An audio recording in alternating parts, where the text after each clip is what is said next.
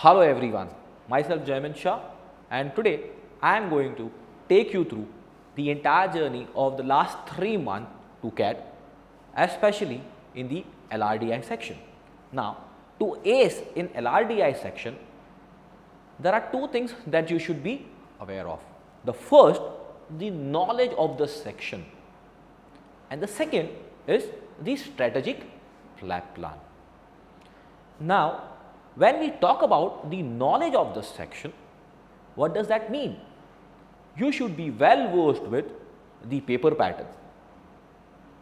It is a 1 hour section which has 32 questions divided across 8 sets, 4 questions each. There are roughly around 22 to 24 MCQ questions, and the remaining questions are short answer type. Now, what is short answer type? You need to type in your answers, and there are no negative marking for short answer type. For MCQ as well as short answer type, the marking scheme is +3, but for MCQ question there are negative marking which gives you a penalty of -1 if you attempt wrong. Now, you should be aware of that in last 3 years the CAT has been testing students with 5 major type of questions.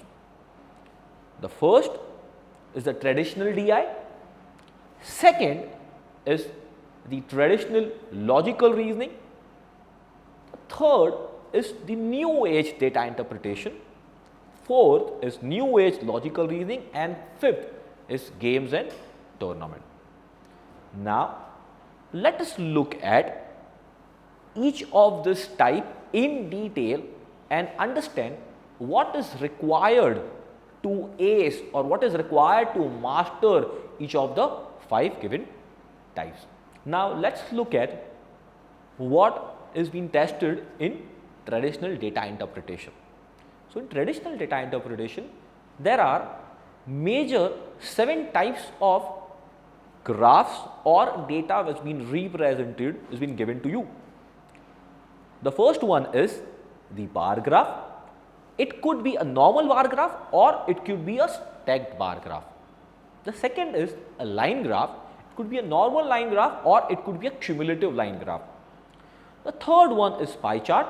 The fourth is tabular data.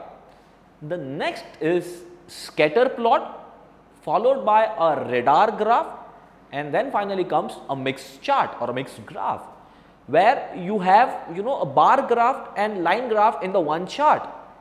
So, bar graph would be represented on the left x-axis and the line graph on the right y-axis or vice versa, right.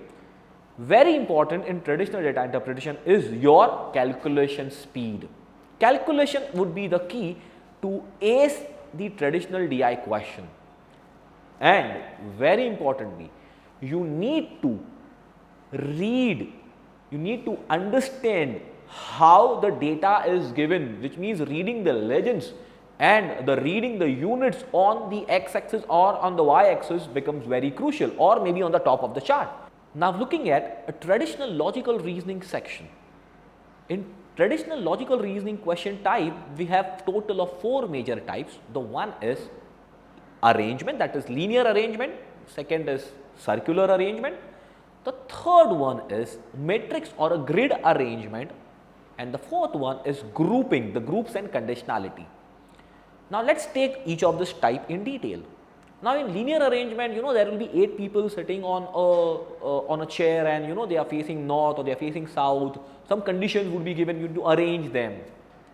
Similar would be the case with circular arrangement, where group of people would be sitting around a circular table. Some of them may be facing inside, some of them may be facing outside, right. The third type that we discussed was matrix arrangement. In matrix arrangement, it's basically there would be data given to you, you need to map it. For example, so there are 5 friends going to watch 5 different movies in 5 different cinemas, and they are going in 5 different cars. So, you need to make a table, proper a grid you need to make, where A is going to watch this movie, X movie, and is going to PVR cinema and going by sedan car or what, you need to form a table, proper table. And there is a possibility in a, grid based question, sometimes it get mixed with an arrangement question. So a grid, a matrix arrangement question and an arrangement, a linear or circular arrangement sometimes gets clubbed. Okay. So you can get a mixture of both of them. And the fourth category that we discussed was groups and conditionality. Now in grouping based question, the condition would be given that, if A is selected, then B is not selected. If X is selected, then Y must be selected, and so on. Some condition would be given, and there will be multiple questions following it. Like the question could be how many different teams can be formed, or how many different teams of 5 members can be formed. If X is going, then which of the following should definitely be going. So this would be the type of question, and you need to be well versed with each and every type of question, okay, and each and every type of set, and how do you represent this set, how do you form a table, how do you arrange them, how do you solve them. That's very critical. Mean the representation of the data becomes very crucial to crack the logical reasoning set. Sometimes you also get a question which are based on negative data. Lots of data is negative. So how to solve a question which is based on negative data? You should be aware of it. Okay. So that is it. Now let's move to the next section. The next type of question is the new age data interpretation. Now here, not only understanding the graph and the tabular information, not only that is important, but also your analytical skills are being tested. So if you look at the first example, there is a table given to you. Now in this table, there are 3 states given to us and there are 4 firms, firm A, B, C and D. We don't know whether these 4 firms belongs to, Profitable Limited, Truthful Limited, Honest Limited or Aggressive Limited. Now, if you look at, there are 2 additional information given below the table. The first one reads, in MP, the Truthful Limited has the highest market share. The second point says that the Aggressive Limited revenue and the Honest Limited revenue differs by 5 million. Now, you need to add all the totals of firm A, firm B, firm C and see which two firms differ by 5 million and then decide what is Aggressive and what is Honest Limited, right? So it is not straightforward calculation oriented, or you read the graph, you read the table and you start answering. You need to apply some logic behind it. You need to interpret the table carefully and then solve the question that comes next. Let us look at the next example. So if you look at this data, it's something different. It's not very common data that you come across. If you look at year 1 and year 2, both of them are represented in a similar way. So let us see what is given in year 1. In year 1, you see there is a rectangle given, and in the rectangle there is a, in middle there is a rectangle. Now that gives you a detail about a total revenue of all the companies, and in the bracket it says 20%, it means it's a profit percentage is given of all the company put together. Now you can see that there are 4 small squares at the corner of the rectangle. Now those 4 squares give us the detail about the 4 companies which has the highest profit percentage, the top 4 companies, and the other information that you can see on the smaller 4 rectangles. Now those information is about the 4 companies which has the highest market share in terms of revenue and not in terms of profitability. So this is how the data has been interpreted, and if you see in year 1 and year 2, the companies are not same, okay, which means there are 4 different companies in year 1 which has the highest profitability or the highest market share, and in year 2 again you can see that there are some set of companies which are repeating, but there are some set of companies which are different, which means for both the years, year 1 and year 2, you will have to identify what is the market share of each of the companies given and the profitability of each of the companies given. And once you figure out what is the data, then you can solve the questions which are based on this set. So again, not a very traditional one, a very different way to interpret, a very different way to represent it, right? And without you solving the entire set, it becomes difficult to solve all the 4 questions. Maybe one of the question you might get it, but not always. There's a possibility that you may not get even a single question if you don't solve the entire set. The next type of the question type is new age logical reasoning. Now here it is very important for you to comprehend the data carefully. It will not be very straightforward data about arrangement and matrix, but the data would be given in a different form. For example, if you look at the first question that comes in, so here a commissioner has identified 6 suspects, okay, and he knows that each one of them has done some or other crime, and for each crime exactly 2 people are involved, and when he interrogates them, each one of them make 3 different statements, and he knows that the first 2 statements made by each of the 6 suspects are false and the third statement is true. Now based on this, a commissioner has to identify which of the following 6 has committed different crimes. So you need to do some trial and error, okay, need to assume something. If your assumption goes wrong, then come back to the next assumption and then solve a set. So this is how you are supposed to approach such question, and not a very traditional way to solve this. And you should be mentally ready that if there is something of this type that comes in, you should be able to solve a set of similar type. The next question that comes on your screen is where there is a program, there is a function which has been planned, and for every 1 hour there are some activities being planned, and for each of the activities you can see on the right column the skill set required are mentioned, and there is a table below which gives you the name of people who have the required skill set. Now this is the data given. The first question that would come here is, in how many different ways the entire function could be planned?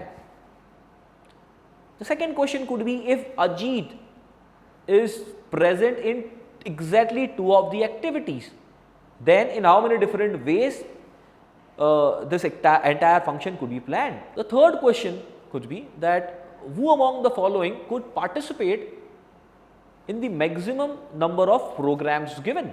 So these are the question types that can come across. Now you need to identify, basically depending upon what are the condition givens, that who can start the function, who can be the second person, third person, fourth person, and so on, or if there is a combination of people required, who could be those people who will be there. Now there could be some another statement which could be that any person cannot be taking part in consecutive program. That could be some condition, okay. So this is another type of new age logical reasoning question that generally comes up in CAT. The third type of question that can come up is, you can see on your screen, it's a type of set theory, not exactly a set theory, but a type of set theory, where you look at the table which gives you the number of offsprings who were born to adult male or adult female. So if both the adults were healthy, then there are 3 offsprings which were born. If one of the partner was unhealthy, the other was healthy, there are 2 offspring which are born, and if both the partner were unhealthy, 1 offspring were born.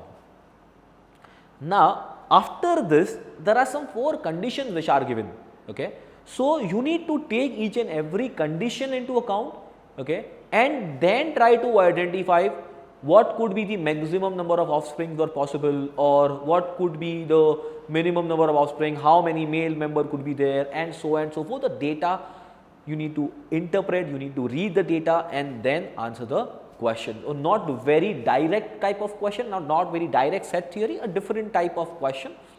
The last type of question are based on games and tournament.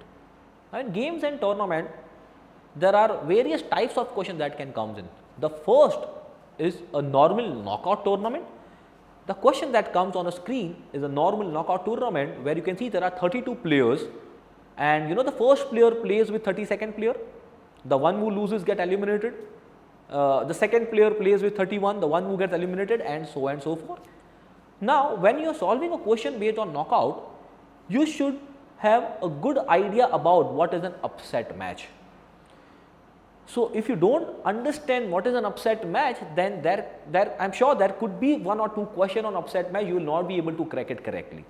And you should be well versed with the fact that in a knockout tournament, the sum of the SID numbers of two players who are playing in any round will be the same. Okay, so you need to be well versed with this small nuances when you are solving a knockout tournament. And similarly, if you look at the next type, that is basically a round robin and a double round robin. Now, in round robin or a double round robin tournament, it is very essential to understand what are the scoring pattern given, whether it is +2 for a win, 1 for a draw, or and 0 mark for a loss, or there is 3 mark for a win and 1 mark for a draw and 0 mark for a loss. So you need to understand this carefully. Are there some any extra points given? Are there some any extra point given for winning by a by winning by a huge margin? Okay, you can see in cricket, right, that if you win by certain margin, you are given a bonus point sometimes, right? So you need to read the information carefully.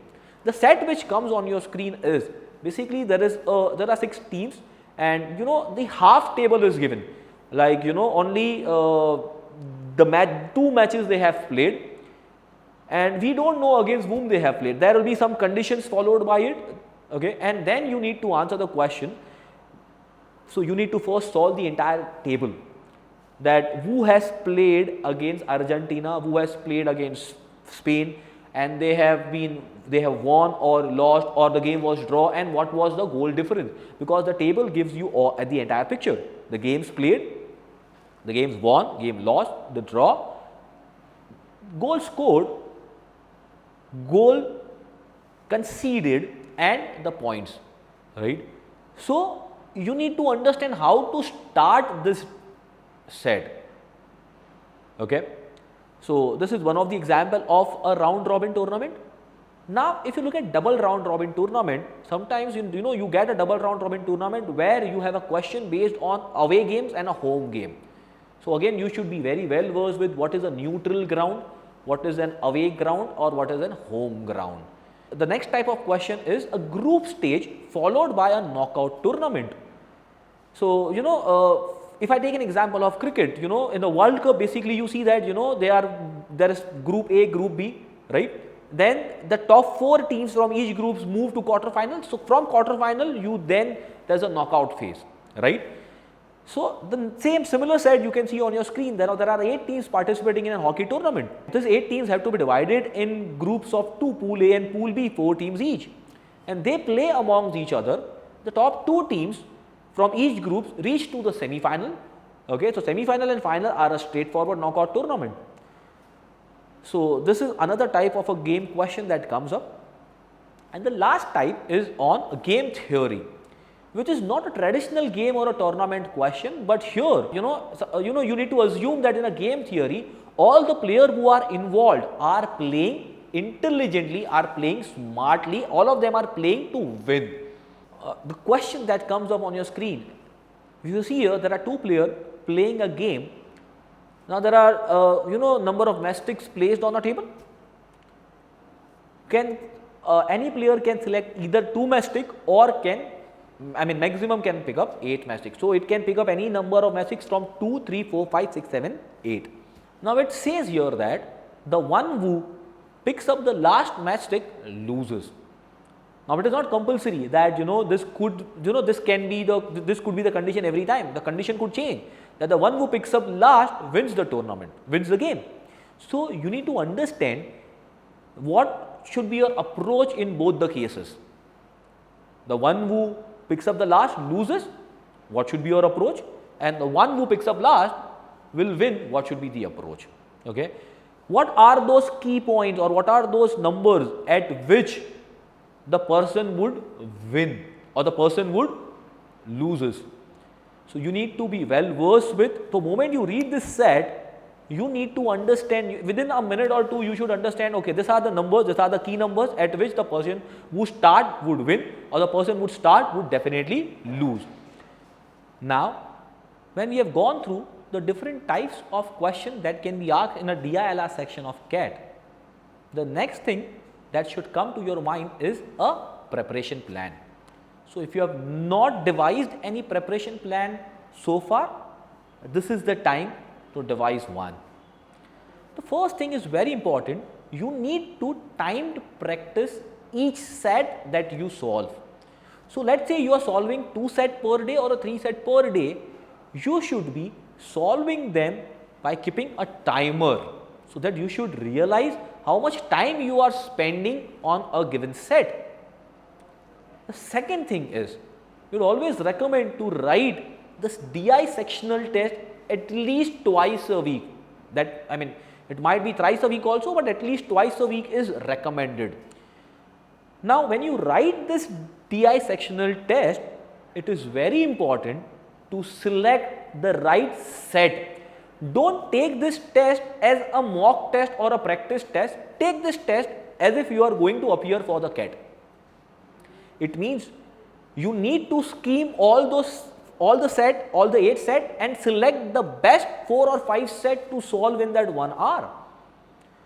Okay, someone who is good with the speed, good with the solving speed, maybe could attempt 6 or 7 set, or depend, with the sectional test is easy, you could attempt 6 or 7 set. So it is all about leaving that 1 or 2 set or maybe 3 sets. If you identify that these are the 2 or 3 sets that I am definitely not going to attempt, your job is done. So this is another way to look at it.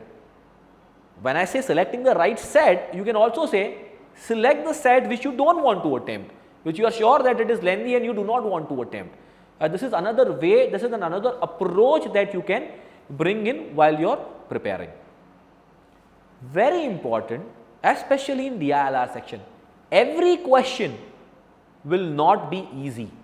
So if you selected one set, maybe 3 questions are easy or 2 questions are easy, 1 question or maybe 2 questions are very time consuming, you may not want to solve them. Okay? And the next point that comes is it linked with the previous point when I said not every question is easy. The next point which I say is not every question is difficult. So there is a possibility that you might feel that one set is difficult, but there might be one question which might be easy in that set. So if you are able to identify that easy question, you are moving +3 than the competition.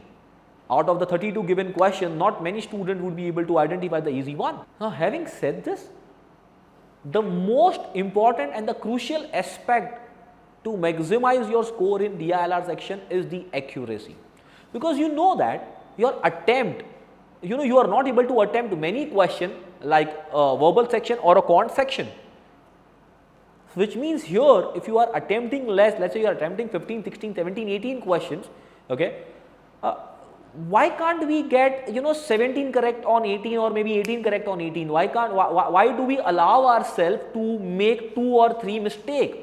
Why do we always always say all is good when you make 2 or 3 mistakes? Okay, don't allow yourself to go wrong. The moment you allow yourself to go wrong, you have lost the battle. The moment you take it very lightly, okay, chalo, this time I have made a mistake, I will improve it next time, and that next time never comes up. So why can't you make a habit that when I am solving a set, I am not going to make a single error. So bring that attitude in your day-to-day activity, in your day-to-day preparation plan. The next very important thing is doing the SWOT analysis, because here you need to identify which type of sets you are comfortable with. You are comfortable with a traditional DI where calculation is involved, you are comfortable with a games question, or maybe you are comfortable with a logical reasoning question. In logical reasoning question, you might be comfortable with a linear arrangement and a matrix arrangement, but you may not be comfortable with grouping question or a negative beta question.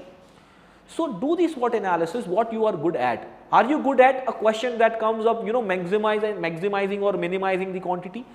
So you need to identify what you are good at and what you are not.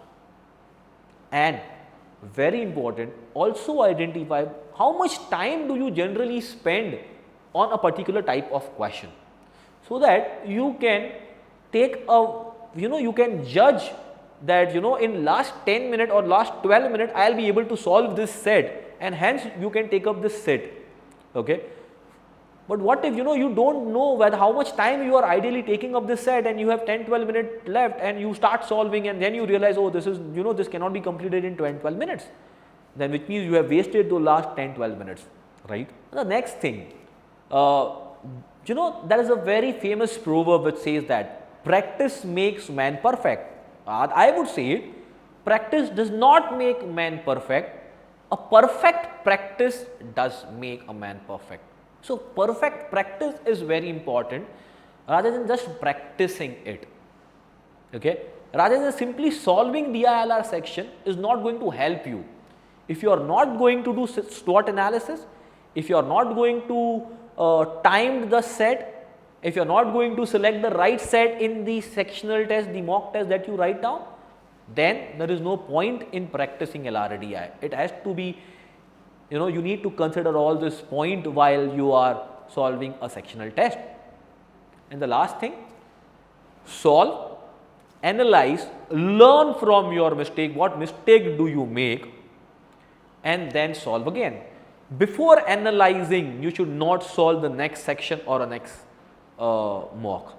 Analyzing is the key. In every test, you will understand which are the area where you have to improve on, which are the area that you can keep in mind before giving the next test, so that you don't make up the same error in the next test, and hence analyzing would be the key to ace the LRDI section. That's it from my end. Have a nice day. Happy solving. All the best for your CAT journey. Thank you very much.